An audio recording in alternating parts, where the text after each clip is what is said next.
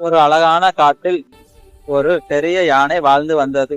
அந்த யானைக்கு தற்பெருமை அதிகம். நான் தான் மிகப்பெரியவன், என்னை விட பலசாலி யாருமே இல்லை என்று நினைத்து கொண்டே இருக்கும். அதே காட்டில்தான் ஒரு சின்னஞ்சிறு சிட்டுக்குருவி வாழ்ந்து வந்தது.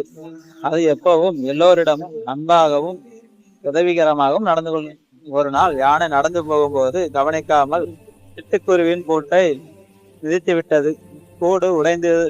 கூடு உடைந்ததை பார்த்து சிட்டுக்குருவி அழுதபடி சொன்னது, யானை என்ன, தயவு செய்து கவனமாக நட என்றது. ஆனால் யானையோ சிரித்து கொண்டு, நீ ரொம்ப சின்னவள், உன்னை பற்றி நான் ஏன் கவலைப்பட வேண்டும் என்றது. சில நாட்கள் கழித்து யானை ஒரு பெரிய வலையில் சிக்கிக் கொண்டது. எவ்வளவு முயன்றாலும் வெளியே வர முடியவில்லை. யானை பயத்தில் கத்தியது, யாராவது உதவி செய்யுங்கள் என்று. அந்த சத்தம் கேட்டு சிட்டுக்குருவி வந்தது. அது உடனே மற்ற பறவைகளையும் விலங்குகளையும் அழைத்து அவர்கள் எல்லோரும் சேர்ந்து வலையை கிழித்து யானையை காப்பாற்றினார்கள். யானை தன் தவறை உணர்ந்து சிட்டுக்குருவியை, உன்னை நான் ரொம்ப சிறியவள் என்று நினைத்தேன், ஆனால் உன்னுடைய உதவி மிகவும் பெரியது, என்னை மன்னித்து விடு என்றது. அதன் பிறகு யானை எல்லோரிடமும் மரியாதையுடன் நடக்க தொடங்கியது.